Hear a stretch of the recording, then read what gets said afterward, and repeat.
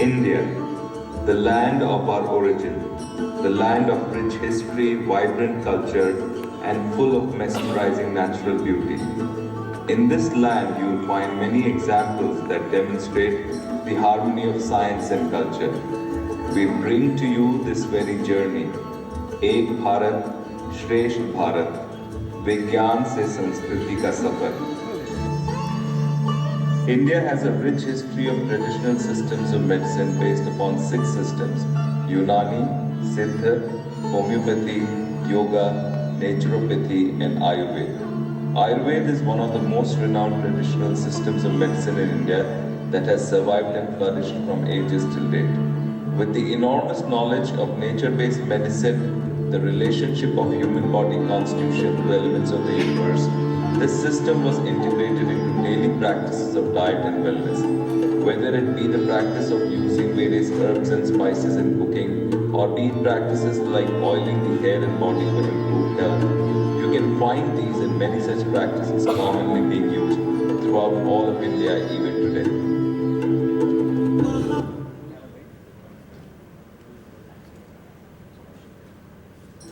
Welcome, Vidya. Dr. Yan and Dr. Patel are expecting you. They're currently in the research area. Thank you. I can't wait to learn about the incredible properties of neem and ashwagandha. Dr. Gyan, Dr. Patel, it's a pleasure to meet you both. Welcome, Vidya. We're delighted to have you here. As you may know, I am a specialist in ashwagandha and Dr. Patel is a specialist in neem. Welcome! Neem and ashwagandha are wonderful subjects to study, and we're eager to share our findings. I'm ready to learn. So what exactly are we working on today? Today, we are going to learn about the properties of these herbs and their applications in modern medicine. Yes, ashwagandha and neem have a long history in traditional medicine, and we believe there's much to discover about their benefits for various health conditions. Today we're going to take a trip back in time to learn about these ancient herbs. Ready? 3, 2, 1, go!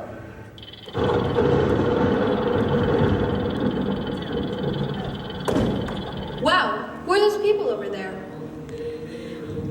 These were acharyas, and they are people who practice medicine. Neem contains various compounds that have antimicrobial and anti-inflammatory properties that make neem important for treating skin conditions, infections, and even dental issues. Ashwagandha has a vast array of health benefits and helps the body adapt to stress and maintain balance. It contains a group of active compounds that are responsible for many of its medicinal properties. That sounds amazing, but is that all they can do?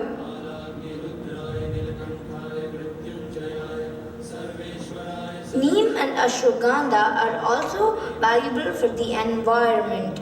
Their natural properties make them an alternative to harmful chemical pesticides. So, can they promote sustainable agriculture? Absolutely! Neem and ashwagandha-based pesticides are eco-friendly and they also protect crops from pests.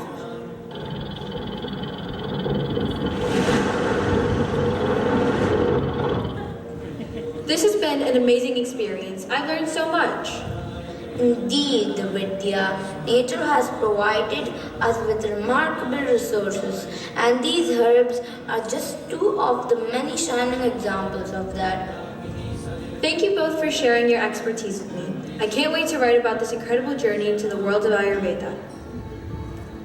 Thanks to the rich history passed down from our ancestors, today Indian pharma companies are major contributors to drug research. India continues to supply many drugs to pharma giants such as J&J, Pfizer, and BMS.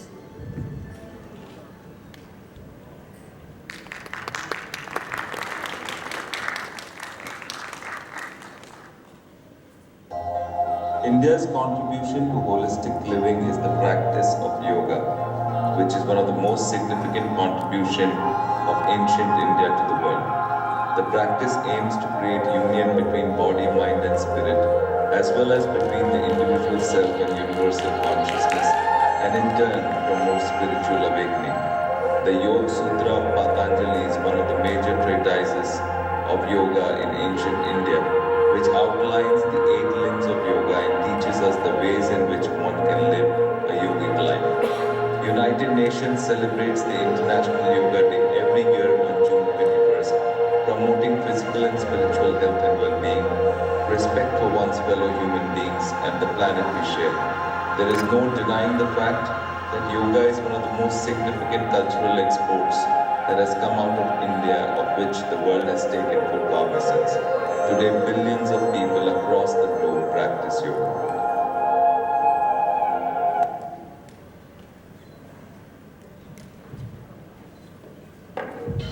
Guys, I can't shake off this anxiety. The upcoming race is stressing me out. I get it, Sanvi. It's so hard to focus before a match. Tell me about it. My mind wanders and I lose confidence before stepping onto the platform. Yeah, it's really stressful. I doubt myself even though my coach says I'm ready. Yeah, no matter how hard I practice, I can't feel confident. My fear of failure is holding me back from reaching my potential. I wish there was a way to overcome this fear. What is this? Let's find out. Maybe it will help us. It's worth a shot. Let's step through it. Welcome, athletes. I sense the challenges you face in your sports. The key to unlocking your true potential lies within you. It's the power of yoga. How can yoga help us with our sports? Yoga combines physical postures, meditation, and breathing techniques. It's a holistic approach to harmonizing your body and mind. It can enhance your focus, boost your confidence, and bring clarity to your thoughts. How does breathing and meditation help in a fight? Controlled breathing calms the mind, reduces stress, and increases endurance. Meditation strengthens your mental resilience, making you a better athlete. And how does yoga improve weightlifting performance? By practicing yoga, you improve flexibility, balance, and core strength. It also helps prevent injuries and aligns your mind with your body. How will yoga help me increase my endurance? Yoga enhances breath control, improves lung capacity, and creates mental tranquility, allowing you to navigate the fields with ease and confidence. The athletes learn various yoga techniques from the guru.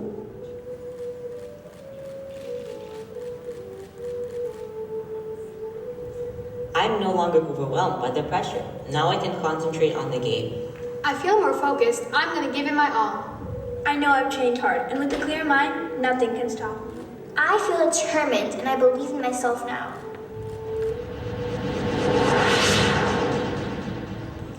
Sanvi, our track and field athlete, set a new record on the 50-meter dash. Naina, our boxer, wins her match going 17-3 with 12 knockouts. Sita, our weightlifter, sets a new world record in her weight class. Raj's cricket team wins with Raj as the man of the match.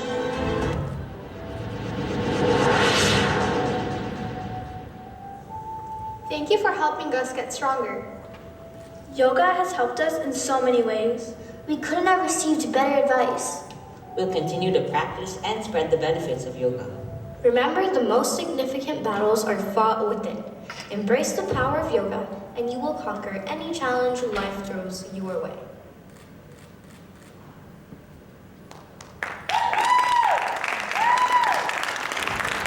India's architectural heritage is a testimony to its rich history and cultural diversity. From the ancient caves of Ajanta and Ellora to the grand palaces of Udaipur and the beautiful temples spread all over the country, there are many truly awe-inspiring architectural masterpieces in the country. Each structure is a marvel in its own right, representing the unique architecture and craftsmanship of the region it belongs to. As Mark Twain once said, India is the cradle of human race, the birthplace of human speech, mother of history, grandmother of legend, and the great-grandmother of tradition.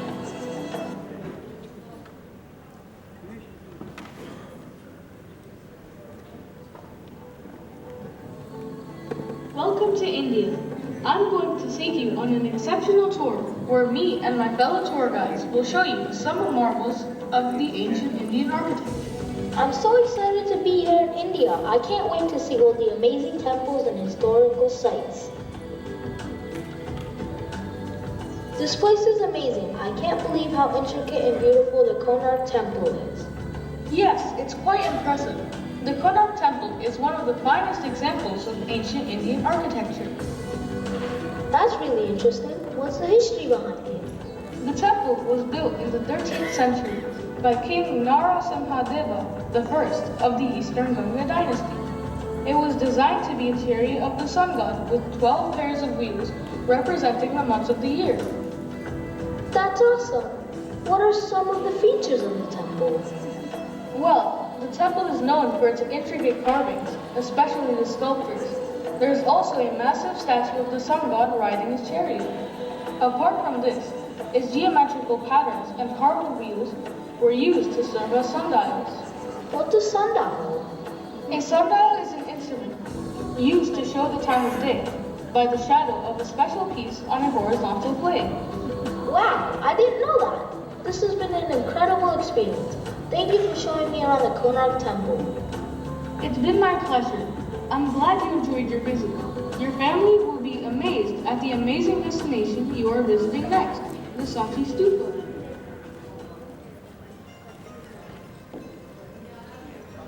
This temple is so peaceful and serene. I love the beautiful statues and carvings on the walls. Yes, it's a wonderful place for meditation and contemplation. The Buddhist temple is an important part of Indian history and culture. It is believed to have been built in the 3rd century BC during the reign of Emperor Ashoka. It was later expanded during the 2nd century BC and has been restored and renovated many times over the centuries. But its original design and structure remain intact. The temple is dedicated to Lord Buddha, and it is one of the most sacred places for Buddhists in India. This is incredible. I can't believe this stupa is over 2,000 years old. Yeah, it's one of the oldest and most well-preserved stupas in the world. The Sanchi Stupa is a UNESCO World Heritage Site and is one of the finest examples of Buddhist architecture in India. It's truly remarkable. I feel like I'm standing in the middle of history. Absolutely. It's truly a privilege to be able to witness such ancient and sacred sites. Now my friend will show you the last stop, Janbari, the ancient step well. Wow, this place looks phenomenal. I can't believe how beautiful the Janbari is. It's so elegant and detailed. Yes, it's quite impressive. The Janbari is one of the largest step wells in India and was built over 1,000 years ago, approximately in the 8th and 9th century. Janbari is said to be named after a local ruler of the Nikam dynasty called Raja Chandra. Really? How deep is it? It's about 30 meters deep with over 3,500 steps. It was originally used to collect rainwater for the surrounding villages. That's unbelievable. I've never seen anything like it. What's the best way to explore it? Well, I recommend taking your time and exploring each level. There are some beautiful carvings and sculptures that are worth taking a closer look at. Thank you for the tips. I'll be sure to keep them in mind. This has been a breathtaking experience. Thank you for showing me around the Janbari. It's been my pleasure. I'm glad you enjoyed your visit. If you have any other questions, don't hesitate to ask. Yes, it's a remarkable feeling to be in the presence of such ancient and sacred sites. Thank you for showing me these amazing sites. I feel like I've learned so much about Indian history and culture. Not a problem. I'm glad you had a great time. Indian architectural marvels don't end in ancient times. If you have time during this trip, here are a few more structures you can check out. The Statue of Unity in Gujarat is the tallest statue in the world, depicting Sardar Patel. The Bandra Woolley Sea Link is a beautiful cable-stayed bridge in the Arabian Sea in Mumbai, India. This is a popular tourist attraction for locals and tourists alike, offering stunning views of the sea and the Mumbai skyline. The world's largest office building is now in Surat, and it is bigger than the Pentagon. The Lotus Temple, also known as the Baha'i Temple or the House of Worship in New Delhi, holds a Guinness World Record as the largest building shaped like a lotus flower. So the next time you're here, you should check out the ancient and modern monuments of India. Have a good day.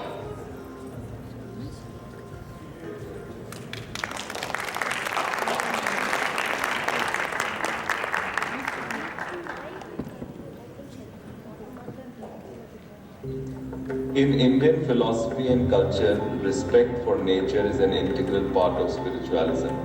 We treat nature's bounties as sacred. Indian traditions and practices promote fulfillment through austerity, harmony between man and nature, and a holistic approach to personal and environmental well-being. By changing our lifestyle and creating consciousness, it can help us deal with climate change. On the world stage, India has acknowledged its responsibility towards protecting the environment.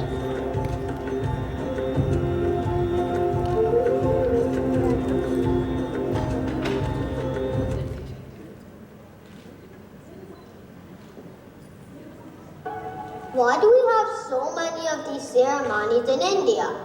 What purpose do they even have? Indian rituals hold spiritual significance and contribute to protecting our precious environment. Yes, science was a foundation of many of our traditions, and they have been passed down for generations, integrating them into our daily routines. What are some examples? For one, when we touch the feet of our elders, it's a gesture that teaches us to care for each other. It's like a lesson in treating everything, including nature, with respect. So, respecting nature, we're actually protecting it? Exactly.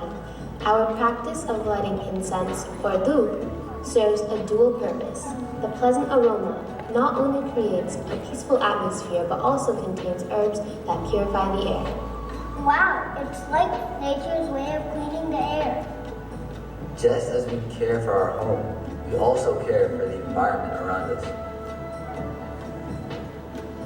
When we offer prayers for rivers and trees, we're showing our commitment to protecting them, right? Our customs act as reminders to value and preserve nature. By tying threads around trees, we prevent harm and ensure they thrive, just like nurturing a friendship. Oh, so it's like forming a bond with nature? Yes, and when we perform pradakshina, the act of walking around a tree or a god, we're not only paying respects, but also connecting with the environment. These practices promote harmony and remind us that our well-being is connected with the health of our surroundings. And as we embrace modern science, we find that these traditions align perfectly with our responsibility to preserve our planet. The oldest mention of astronomy in India dates back to 2nd millennium BC and has been found in the Vedas. In Indian languages, the science of astronomy is called Khagol Shastra. The word Khagol refers to the cosmos and Shastra means science. In fact, prehistoric Indians were able to predict solar eclipse occurrences precisely. The Vedas give us an idea of how advanced the ancient Indian astronomy was. The Sanskrit term of gravity is Gurutvaakarshan, and this supported the heliocentric and gravitation theories. The major contributors were distinguished astronomers like Lagat, Aryabhat, Bhaskar, Varamhira, Brahmagupta, and others. Aryabhat in his book mentioned that the earth rotates about its axis. He discovered these facts 1500 years ago, 10 centuries before Copernicus and Galileo.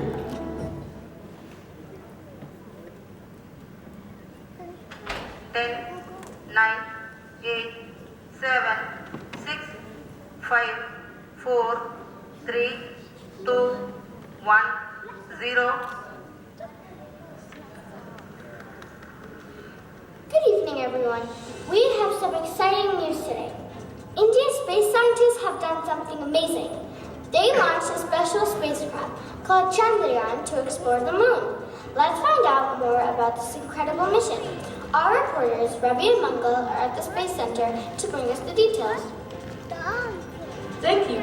I'm at the Space Center where everyone is cheering because Chandrayaan's launch was a big success.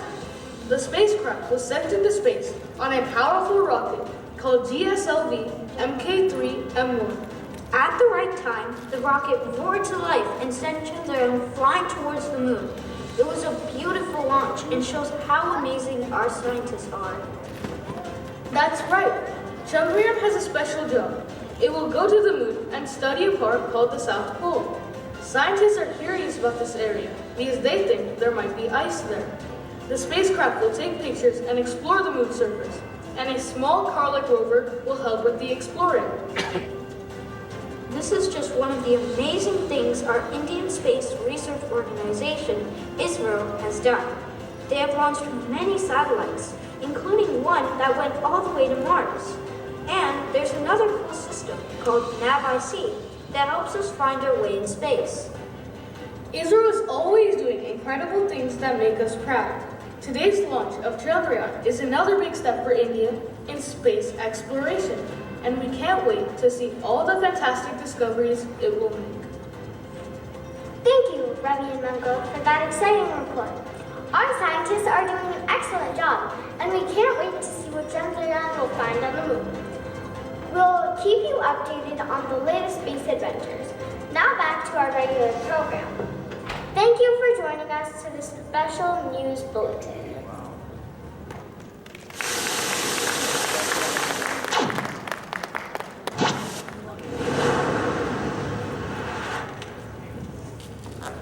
Hello everyone. Tonight, let's share the amazing things we've learned by studying the sky and stars. I've observed that the planets and stars move around in loops in the night sky. Yes, and I noticed that the moon's shape changes every day and then returns to the original shape every month. What about the planets that sometimes seem to move backwards? It's like they're dancing. That is true. They do a little dance called retrograde motion. It's when planets appear to move backwards in the night sky for a little while before continuing their regular forward motion. It happens because of how Earth and the planets move around the sun. And our sun moves along a special path called the ecliptic plane.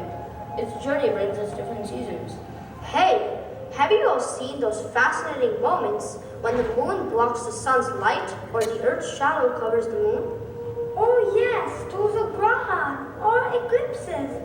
They remind us of our amazing connection between the sun, the moon and our home, the earth, and the stars above us form beautiful pictures. Absolutely.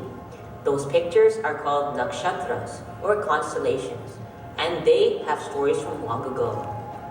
Our discoveries are vital for our people. They help farmers know when to plant crops and guide travelers on their journeys. I agree. Our knowledge connects us to the wonders of the universe. We must write down what we've learned in our Rig Veda. Also, we should mention in the Vedanta Jyotisha so people in the future can also know the truth about these mysteries.